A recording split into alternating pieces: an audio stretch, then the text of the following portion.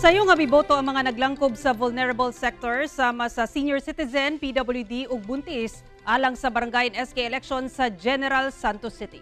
Atong saro ng detalye nini sa live report ni Jess Tony Humamil. Jess?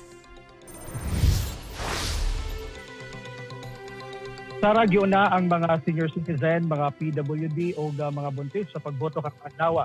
Samtang gikalipay sab sa mga PDL sa BJMP Jansan nga nakabutar sila sa Barangay and Sangguniang Kabataan Elections. Kinihuman, 13 katuig sab.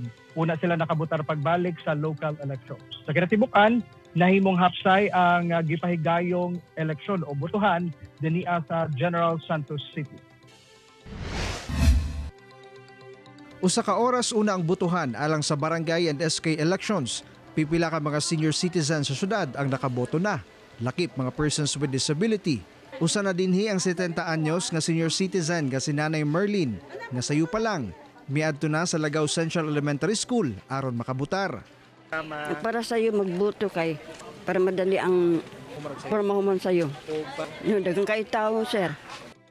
Samtang mahinungdanon alang sa mga person deprived of liberty sa General Santos City Jail ang adlaw sa Barangay and Sangguniang Kabataan Elections karong tuiga. Kinisanglit 13 katuig ang milabay dihang ulay silang misalmot sa local elections. Alas 8 sa buntag, gisugdan ang botohan sulod sa pasilidad.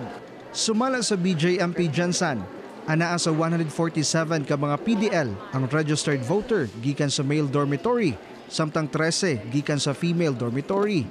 Kaning nahitabo karon nga Barangay and Sangguniang Kabataan election, which is for the first time nga nahitabo karon sa ato from the past 13 years. Anong atong mga PDL mode karon, sir? They are waiting for trial. So once nga mulaya sila sa or mabalik sila sa community or society, makatabang ning mga candidates nga ilang giboto karon. So at least mag-exercise po nila ilang right of suffrage. Sumalan sa COMELEC Jansan, anaa sa 374,000 ang registered voters sa syudad ug adunay 55 ka mga voting center ug kapin libo ka clustered precinct. Nahimong hugot ang pagbantay sa otoridad ang sulod ug gawas sa mga tulunghaan. Sa katapusan, nahimong hapsay ang pagpahigayon sa eleksyon sa Jansan. Kauban si Bong Vicencio sa kamera.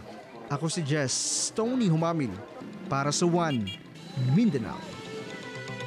Nakarong mga orasa nagpadayon ang himong canvassing dinia sa Lagaw Central Elementary School sa General Santos City, samtang bantay sarado sab sa otoridad ang lugar.